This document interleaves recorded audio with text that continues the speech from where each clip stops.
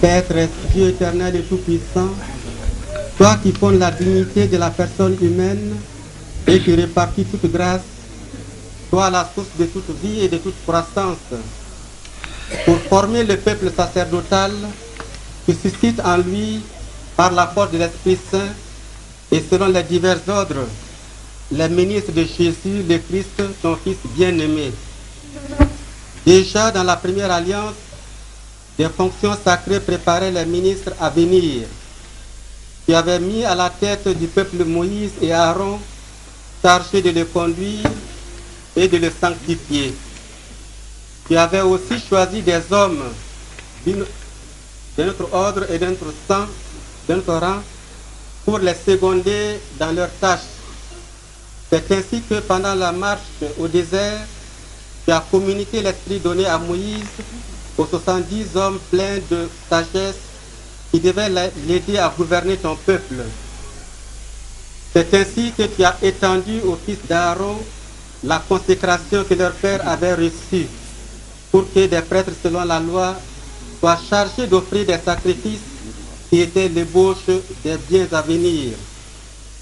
Mais en ces temps qui sont les derniers, Père très saint, tu as envoyé dans le monde ton Fils Jésus, l'apôtre et le grand prêtre que notre foi confesse.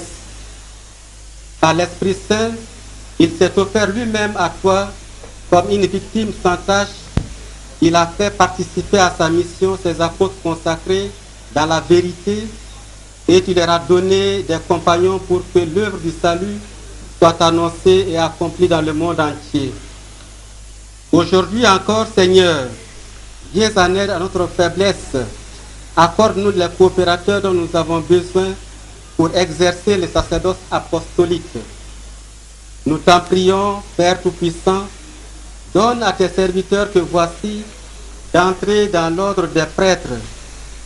Répands une nouvelle fois au plus profond d'eux-mêmes l'esprit de sainteté. Qu'ils reçoivent de toi, Seigneur, la charge de seconder l'ordre épiscopal. Qu'ils incitent à la pureté des mœurs par l'exemple de leur conduite.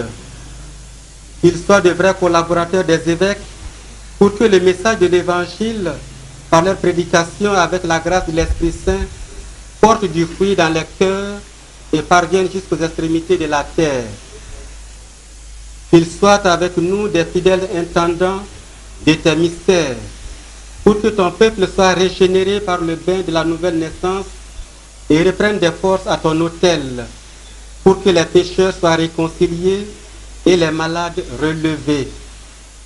En communion avec nous, Seigneur, qu'ils implorent ta miséricorde pour le peuple qui leur est confié et pour l'humanité tout entière.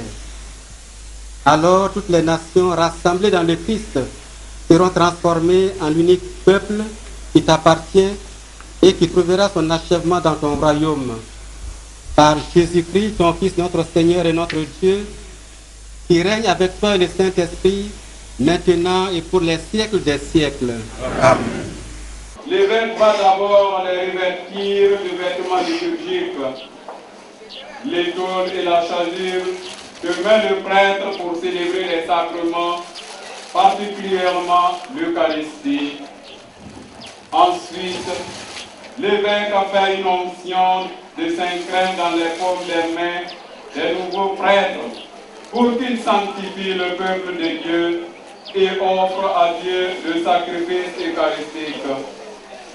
Puis il leur remet les vases sacrés, la patène et le calice qui servent pour présenter l'offrande du peuple à Dieu.